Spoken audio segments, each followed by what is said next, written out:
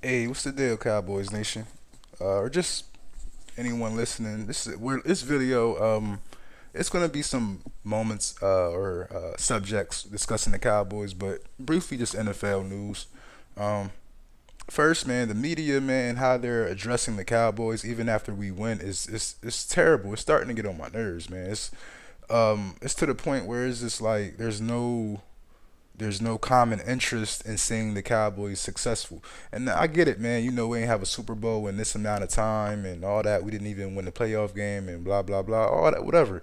At the end of the day, man, the reasons why these certain analysts feel a certain way about the Cowboys, and then there's the reasons that follow how they feel.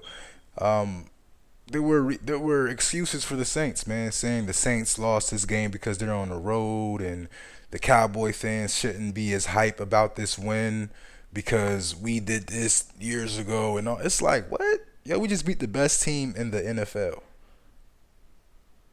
Basically, man, like a 10-game win streak in the NFL is equivalent to like a 55, 60 win streak in the NBA.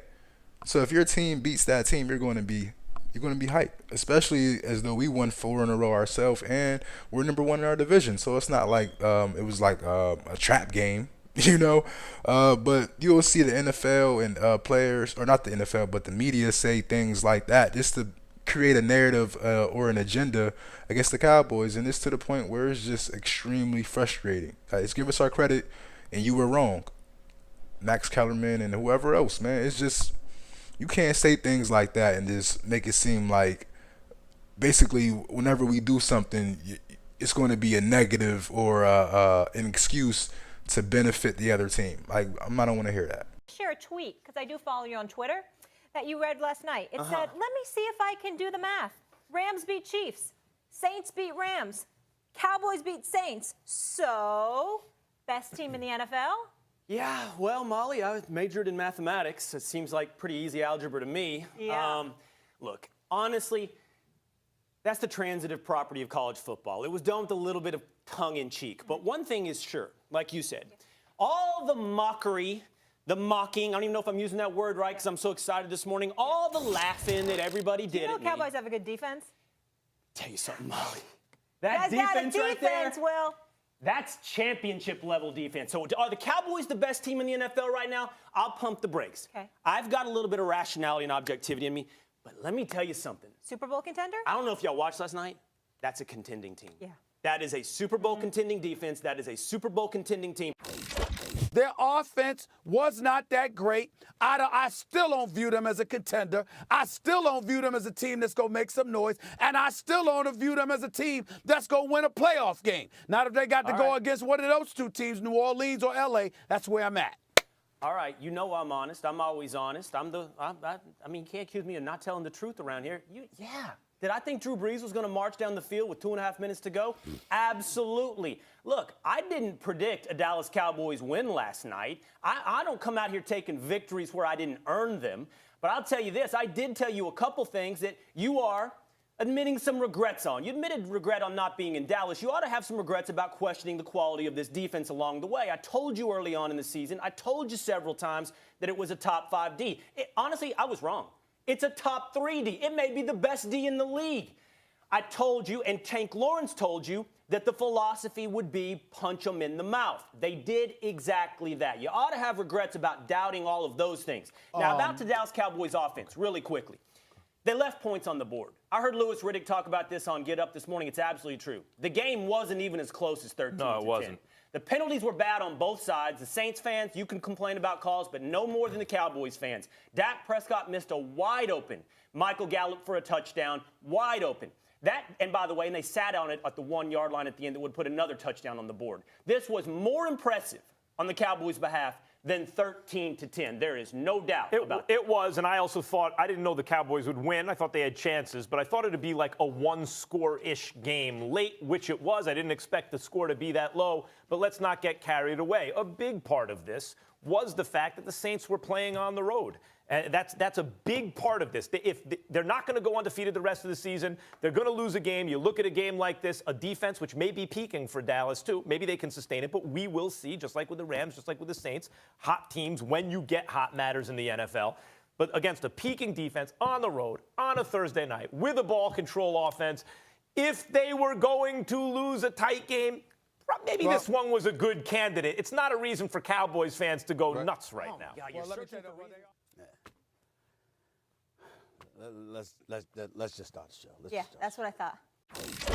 Max, I don't know if you heard, but Stephen A. did a whole lot of chirping, talked a lot of trash, how Dallas had zero chance to win. Wait, Stephen A. didn't pick the Cowboys? Beat down. Did you hear him? Did you? I don't remember from yesterday. Did you not like the Saints in that game?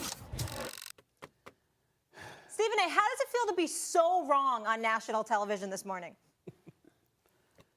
Well, I'm not going to lie. It hurts. Hurts like hell.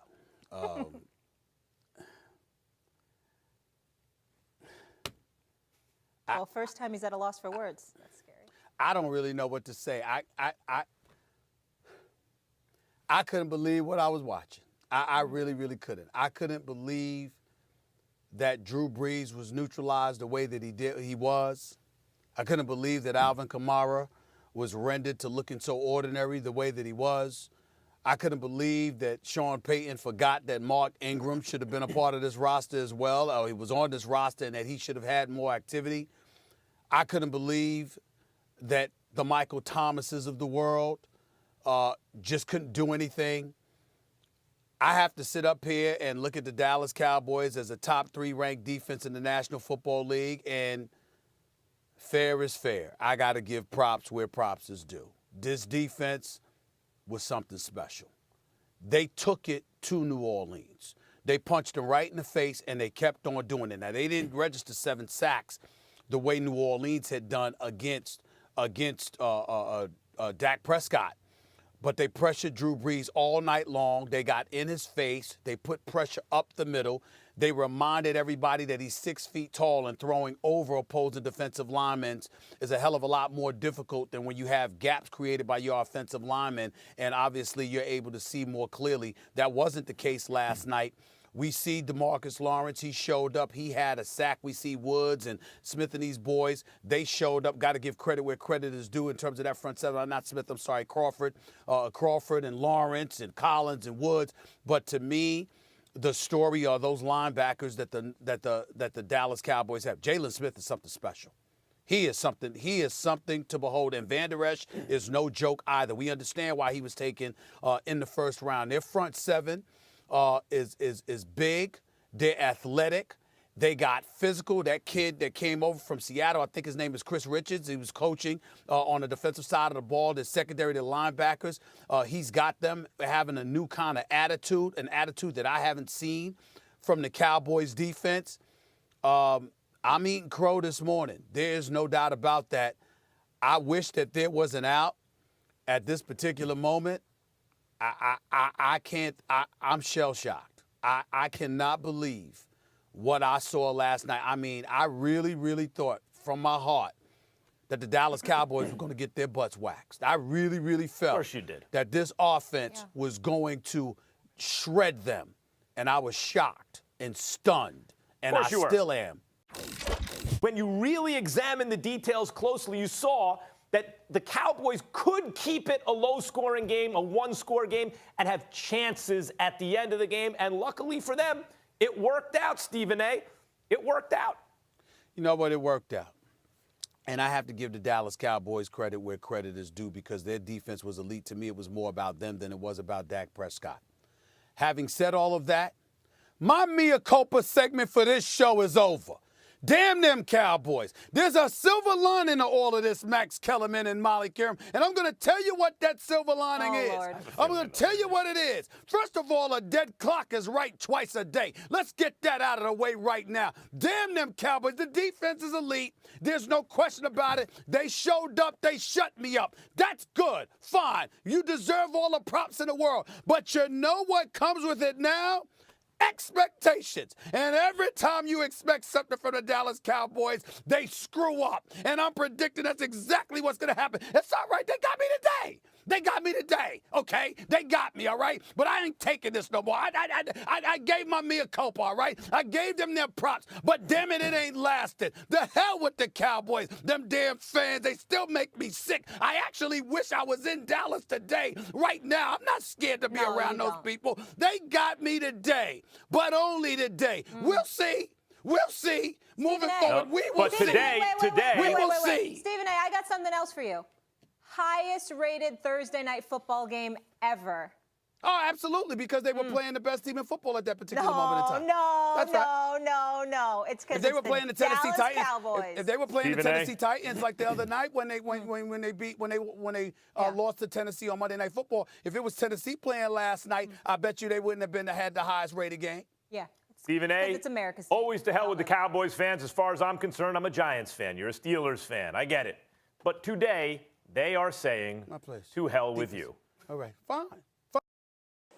And then the narrative that the Cowboys have to have a great offense to put up a Super Bowl victory or even win in the playoffs is bullshit.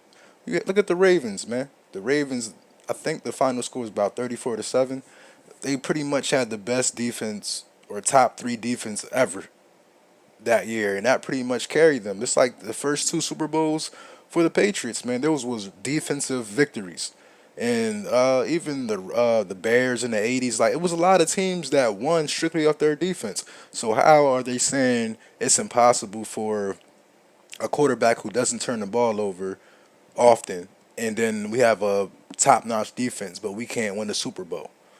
That makes no sense. This whole thing with Kareem Hunt, man, it's a little shocking.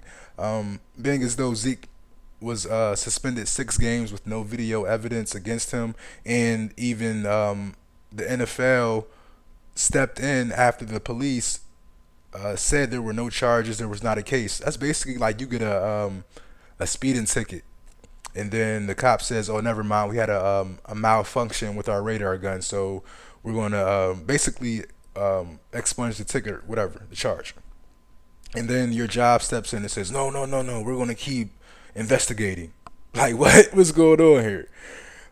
So basically, this is some things that this got me a little frustrated with the media, this whole thing against the Cowboys, and then this whole thing going on with Kareem Hunt, man. He just got released, and then the commissioner has him on the exempt list. So at some point, he should get reinstated. But I don't know, man. I just feel as though Zeke, what they did to Zeke, set the benchmark for any other player that has those type of charges or a background story. So go ahead and hit that like button, subscribe, and leave a comment, man. Let me know how you guys feel and what your opinions are, man. The more likes I get, man, that'll help to grow the channel. I also have a Patreon, so if you ever wanted to sign up for that, it's a $1 a month subscription just to help me grow the channel. Basically get the production up on a more efficient level, and just basically create more content for you guys, man. So I appreciate all the love, man, and basically we're just gonna keep rocking, man. It doesn't really, like I said, man, the more topics you guys bring up, the more shows I can do. I'm just putting my opinion out there. None of these or some of these are not facts. This is opinion based, but I do come with facts also, like the Cowboys won. So thank y'all, man. Y'all enjoy life, man. Keep motivated, stay positive.